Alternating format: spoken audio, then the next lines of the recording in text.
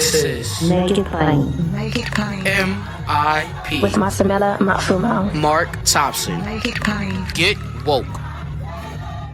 New from Radiotopia presents Red for Revolution, an audio drama about Black love, queer romance, and liberation. Join Jasmine, an 18-year-old navigating her queer identity while learning about her grandmother's secret love affair. Through her discoveries, we're transported back to 1971 to witness two remarkable women embark on a romance that defies all conventions. Subscribe to Radiotopia Presents and listen to Red for Revolution wherever you get your podcasts. Listen, brothers, we're going to talk more about what's going on in D.C. right now. And joining us is a young brother who's been out in the street and doing a lot of great work. Our dear brother, Diego Floyd, he's a recording artist, a rapper, director of Crowns Incorporated. Assalamu alaikum, my brother. Alaikum salam, Reverend Mob. How are you, sir? I can't complain. I'm honored, blessed to be up here with you to discuss this. It's an honor to have you, my brother. So you've been out in the streets, Yeah. DC, haven't you? What are some of the things you've witnessed? So, as an artist, we got to, things have changed in 2025. So I developed the podcast, the content creation, things like that. So, you constantly looking for subject matter, stuff to talk about, etc. But when this stuff hit right home, it was almost like a perfect explosion. I went out there on Anacostia Park where they housed all the federal agents and the military agents that are patrolling our neighborhoods. But a lot of people don't know it's right at Anacostia Park. And I filmed some content right there. And leaving there, I witnessed some individuals who were just doing construction work. And there was one Hispanic gentleman there. He was one of the drivers. By the time I was done recording that content and driving back to the office, they had them pulled over on the side of the road to check the legality, the citizenship of the Hispanic man. And byproduct of that, all the Black gentlemen that was with him had to have their information ran too. And so I sat out there with them for about 15, 20 minutes as they checked each and every one of those gentlemen to make sure that they were legal. I mean, these guys did nothing wrong. They were driving in Anacostia Park looking for wherever they were supposed to set up their flagging station, and they were pulled over by ICE or Homeland Security, or both. And then this is the scary part about it, is that, they're not in no cruiser that you can recognize 50 feet away. I mean, they're putting up in Subarus, Kias, family vans, pickup trucks, anything and everything. Nissan Altimas. We had a situation the other night, I think we're going to talk about it in a second, but they came out in every sort of car you can imagine to pull up on us. And actually, we were outside planning community events for the lost ones in the neighborhood. So do they identify themselves? Are they wearing any identifying clothing? I mean to ask. So the individuals that was in Anacostia Park, they had masks up. They talk about the kids now, they talk about the shiesty mask and all that. Well, these guys were federal agents of some sort, no identifying badge number, mask up here. And the guys who came out overnight, some of them, the FPD officers had their badges out, but many of them didn't. There was Secret Service, there was ATF, DEA, Homeland Security. Every agency, and some of them did, and some of them didn't. The guys with the big guns, you didn't see their badge number. I mean, these guys had AR-15s with silencers on them in the middle of the night. They're reporting now on the news that the National Guard is now able to carry weapons, but they've been carrying weapons inside these neighborhoods for the last week or two. Big weapons. So you said they came for you and others. Tell me about that. So I can't say for sure if they came for me or not, but I've been very vocal. That's the general consensus at this point. I've been very vocal, and when you bring this stuff to their doorstep, I'm no idiot. Like, I'm sure your audience probably knows all about the COINTELPRO and all of these different things. Now in 2025, you're allowed because somebody arrogant to assume that someone's paying attention to them or they on some sort of radar. But if you know, you know. And so I'm not saying that this was specifically for me, but they knew that we were sitting there congregating for at least 20, 25 minutes before they pulled up on us. And mind you, this is what I'm saying. I mean, it wasn't no. I know a lot of the narrative is that this is about DC's YN community. This is about we are grown men. We are grown men with families. We were outside trying to figure out a way to revitalize our community. I've heard a lot of pushback saying, man, why you out there? You know, people who hold me in a certain regard. What you doing sitting on the block? Hold on, man. We not breaking no laws or violating no crimes. We've been around each other for 20, 30 years. Today marks the anniversary of one of our younger brothers. I mean, we are out there mourning and grieving, and sometimes you need community. It's not something to vilify or criminalize. Or the genius thing what they do is make us look at us sideways and make us think we hate us. Oh man, you know them young guys, they deserve it. You know them kids crazy. Or what you doing sitting on the block? We try to figure out how to protect our block. That's what we doing sitting on the block. We try to figure out how to give each other hope and inspiration. This is what we was doing out there. We wasn't out there selling drugs or shooting no guns. And this is what we're telling the officers. On my Instagram page, you can hear we're telling them, hey man, somebody's committing violent crime somewhere right now. Why are you here for an hour and a half? Holding us hostage. Wait. You mean to tell me you are aware or have some notion that the actual violent crimes taking place and they don't go, they stay there and harass y'all? I think what our notion is that somewhere in the something is happening that is more pertinent than you harassing us. We had a gentleman be arrested. One of my brothers was locked up, and he did not. There's a house on the same street where he stays at. He's walking in the house or walking towards the house as they're coming out the alleyway.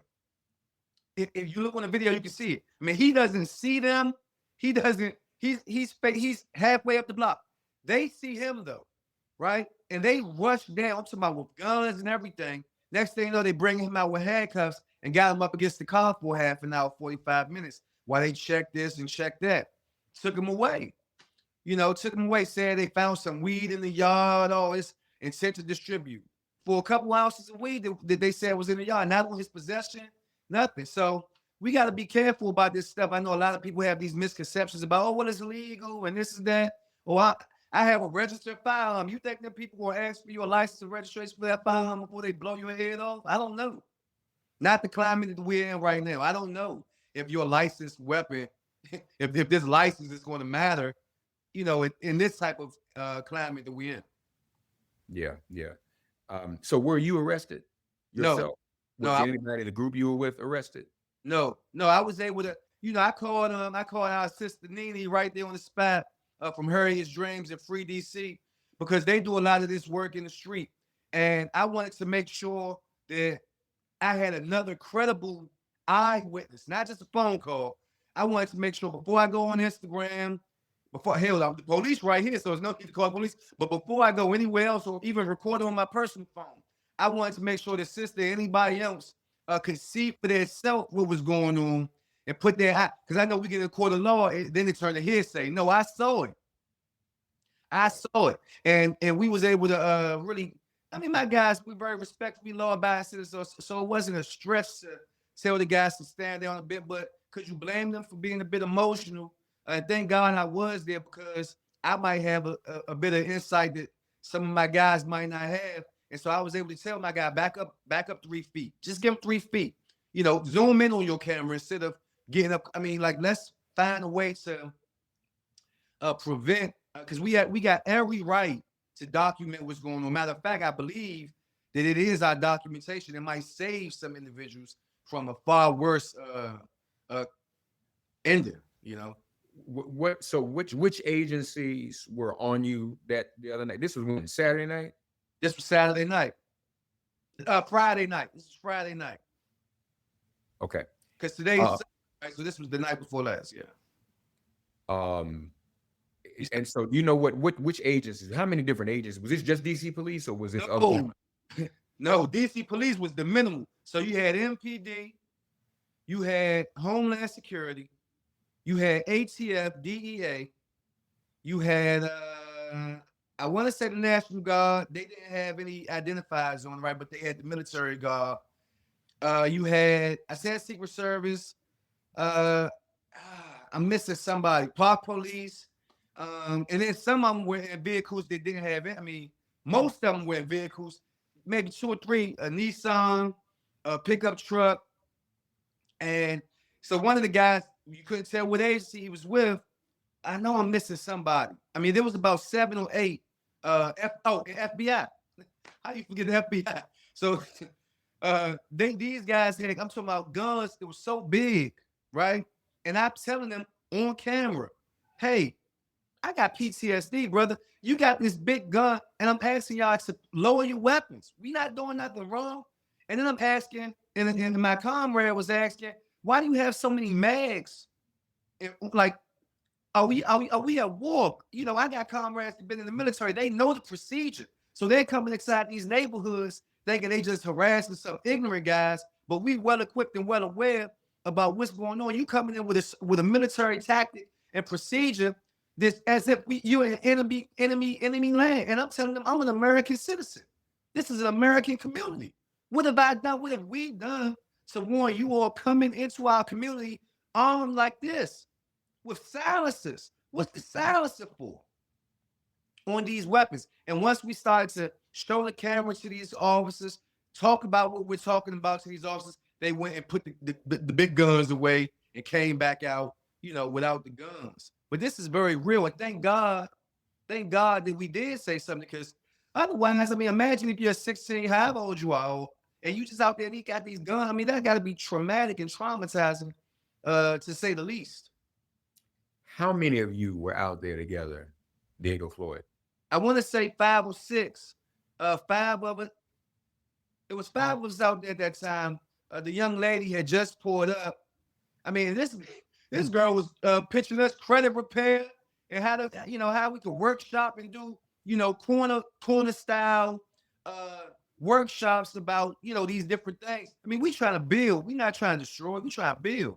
And so it was about 5 or 6 of us out there, and maybe 25 agents, you know, as max capacity. 25 on 5. No, for sure. Yeah, for sure. For sure. And we know crime exists. So they could have gone anywhere else and probably run up on something. They could have gone everywhere else. You know, here's the thing. Man, just their presence alone is intimidating. Y'all don't gotta sneak through no alleyway. If you want to deter crime, you know where the high crime areas are. We haven't had no murders, no killings, no robberies on our block in 20 years. I mean, so why are you over here messing with us? Except for you feel like it's an easy pluck. You saw us right here. You knew we wasn't doing nothing. The guy said, oh, it's a liquor bottle right there. I can lock you up. I said, for what? He said, the liquor bottle, that's your bottle. I said, that's a building right here too. Do I own the building? Is this my block? I mean, I'm out here, but matter of fact, I just came off a raw vegan detox. I ain't drunk in a week and a half. Right? So, I mean, these things are just preposterous. And we just got to be well educated and well aware. Diego Floyd with us. Well, my brother, do I call you Diego or Floyd World? I'll see. Floyd is fine. D Floyd is fine. Whatever. You the man. Folks, your calls 202-588-0893. Young brother out here. How old are you, brother? I'm at 38. I'll be 39 soon, God willing. So are you still going out with folks at night into the street while this continues to go on, in spite of what happened to you over the weekend? Yeah, so we still I'm on my way to court as soon as I get off the phone with you. So I'm trying to make sure this thing doesn't keep me captive. So whatever the mission is at hand. So yeah, we still going out trying to galvanize the community. More or less than anything, trying to make them aware. I'm doing a lot of work with Far Southeast, all these different agencies, to try to make sure that we can get people abreast of what's going on, let them know. I know we say know your rights, but the reality is with this type of situation, rights, these people don't look for rights. They're not asking you. We had to tell them they didn't have our consent. We had, because we know our rights. We had to tell them you don't have they wanted to go through my car. Hey, you don't have consent to go through my car. You're right. You know, right. 30 minutes on the outside with flashlights going through every inch of it. Right. But if you don't know your rights, so we out there trying to educate people best we can, doing town halls and summits. And like I said, God willing, bringing this right to the corners, if need be, to educate the individuals that's out there. Because the reality is, I know people say, "Well, go inside." Everybody don't got an inside to go to. Everybody's inside ain't so pretty. Some people find community and refuge, and they need it. They need it. My brother was, it'd be a year that he died a year. I need that camaraderie in that community. You can't vilify me for being around my brothers when I lost so many of them. Yeah. You're right. What's the morale like though, as you are communicating with young people outside? How are people feeling? Is the morale up? Is it hopeful? Is it resistant? Is it depressed? It's all of that. We walking and chewing gum. It's a myriad of feelings. People are scared more than anything, but resilient we are. And even though we are scared, we got the fight in us. I think in 2025, we have so much access to information. And so there was an old saying maybe a few years back, like, we're not our ancestors. Well, that's the fallacy, because a lot of our ancestors stood up and fought, right? I know the narrative is that they were slaves for such and such years, whatever.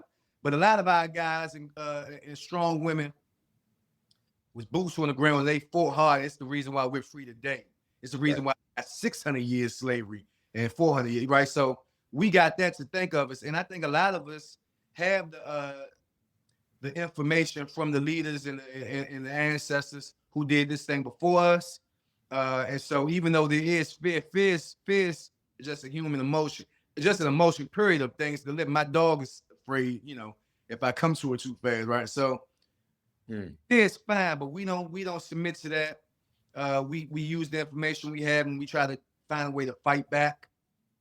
That's the only way this thing is going to work. If we lay down, we screwed, man. We screwed. So the morale is hopeful. It's resilient. It's scared. It's fearful. But it's not afraid. It's fearful. Good. And lastly, do the young people get the significance of the argument for DC statehood and home rule? Are they getting that is essentially the heart of the matter? Now, mind you, he's going to send folk into Chicago and their states. That's a city-state, a city within a state, and Baltimore. But he's able to do it without any real pushback from the government in DC, because home rule is still very limited. Yeah. So I think that goes right over their head. I don't think that it's connecting at all. I think there's so many messages being pushed at them. Know your rights. Go inside. Curfew. This, that. So many things at once. They don't know if they're supposed to walk in pairs or walk by themselves, because curfew said if you were in a pair, now you're a criminal. Now we done criminalized you walking in groups. These kids are walking. I did a summer program for 12 weeks this year. With about 30 to 40 kids that participated, teaching them how to take creative content, right? We gave them cameras, Far Southeast Fairlawn Family Success Center. We gave them cameras, and for 12 weeks, we taught them how to go tell their own story.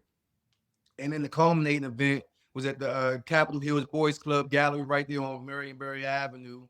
Old drug zone, the old free drug, open air drug market that these guys turned into an art gallery right in the heart of Southeast DC. And we put this big presentation on for these kids right there. But one of the key takeaways was some of these kids to come to our program were walking groups. Some of the kids they was walking with wasn't even in the program. They just walked together to make it to the space. I mean, that's a beautiful, these kids, they want something. And so, but they're afraid. And so they're going to walk in packs. You see them with the hoodie on. We like, man, what's wrong with these guys? But a lot of them wearing that hoodie to cover up their face so somebody don't shoot them because of what neighborhood they from or because of who their cousin or their friend is. We don't even understand what's going on. And so we judging it. And so I think they missing some of those fundamental things, but I think so are we. Yeah. And it's time for us to find a connection with them and not alienate them and say, see, this is all because of y'all. No, man, this is deeper than rap. This been going on for 200 years. we got to get hip, and we can't let them turn us on us. And that's what Malcolm said. You know, they you turn on you. You know. So, and it's, I promise, I'll let you go. Nene, I'm here all day with you. Nene, we got about 5 more minutes. Nene was talking, and we've talked a few times about this. Yeah. They want to provoke us, don't they? Yes. And I'm sure that takes a lot of discipline. Yes. You know, I'm not as young as I used to be, but somebody don't start, there won't be nothing. So I probably don't need to come. I've already been told if I come down there, they just gonna meet me at Union Station and lock me up once I get off train. But how is that going in terms of letting the young people know don't give in to it? Because they want a video. Oddly enough, I think it's going to be the breakthrough we've been needing for them, right? I think this situation more than ever, they might not know about home rule or this or that, but they know they don't know what's going on there. This is not the MPD. They come around, they mess with you, they harass you, right? This is not that. This is something bigger. This is something more powerful. It's terrifying even to them. And these kids not afraid of nothing. But like I said, they might be fearful, but they're not afraid. And so you just seen what happened over there. I think it was on 10th place or whatever, when them cops rolled up on them and them kids knew their laws. They knew their rights. They said, hey, am I free to go? Am I free to go? So much to the point where them cops or whoever they are at them ages had to get back in their car and pull off. So shout out to everybody that's out there teaching them, because I think that's going to be the breakthrough. When those youngins see, oh, this do work. This does work. Now we got the buy-in. Y'all care enough for our lives to come equip us with some game that actually can save our life. Now you got the buy-in. Now you got their ear. I think that's what we all need. When the Far Southeast opens their doors to say, hey, before school and after school, you can come here for a couple of hours. That's what they need, because now they see, oh man, I'm coming here, I'm get some food. And now they not around 50 other guys. They not around school classmates where they feel like there's this big obligation to be a certain way and perception is king. Now they can be a kid. Now they can relax. They can get some pizza, they get some chicken or a sandwich or whatever it is, some chips. They can have a conversation with somebody that done been here before. They done experienced this and can talk to them and give them some insight and some wisdom and game. And that's all the kids want. That's all we want. Grown or not, we all just youngins. And all we want is to be heard and to know that somebody cares. And I think shout out and salute to everybody that's even yourself who's even giving me this platform. I mean, that's monumentous. That's incredible, because who knows who's going to hear this that didn't have this information and then they can move forward with it. We know WPFW is local radio in DC, but we got a lot of Washington, DC listeners and DMV listeners. We've heard from a few already. Where can people find you, D. Floyd? Hey, man, I appreciate that. I'm on Floyd World on Instagram. And Crayons Incorporated is my nonprofit. That's on Instagram as well. With the Crayons with the S, not with a Z. And we right here everywhere. Like I said, Floyd World, everywhere you look. And you'll find me for better or for worse. For better, brother. For better. We appreciate you, man. Assalamu alaikum. Alaikum salam, brother. I appreciate you. Salute to you. All right. We'll talk soon, my brother. Thank you. Thank you. All right. Okay. Take care now. Folks, we've heard it from a young man who's been out there with some of the young people experiencing this. We're going to continue to look at this in the days and weeks to come. Again, this can only run 30 days legally before Congress has to step in. If you need more information or just want to check some things out, freedcproject.org, freedcproject.org. All right, folks, make it plain on Facebook and YouTube, on X, even though I shouldn't be on there. And then on Instagram, Minister with 2 T's. You know how you spell minister? Just put 2 T's in there. Thank you to our production engineer, Michael Nacella. Thank you to the entire WPFW team. And thanks to you, the listeners, listening to MIP on 89.3. It has been made fun. Thanks for getting woke and listening to Make It Plain. As always, perform an act of kindness on behalf of an elder or young person. Write a letter to a sister or brother who just so happens to find her or himself incarcerated. Offer libations to the ancestors upon whose sturdy shoulders we all now stand. And above all, give thanks to the God of your understanding by whatever name you call her and him. All God asks of us is that we give each other love. Thanks for giving MIP love. And please remember to subscribe and give us a 5-star rating. If all hearts and minds are clear, it has been made plain.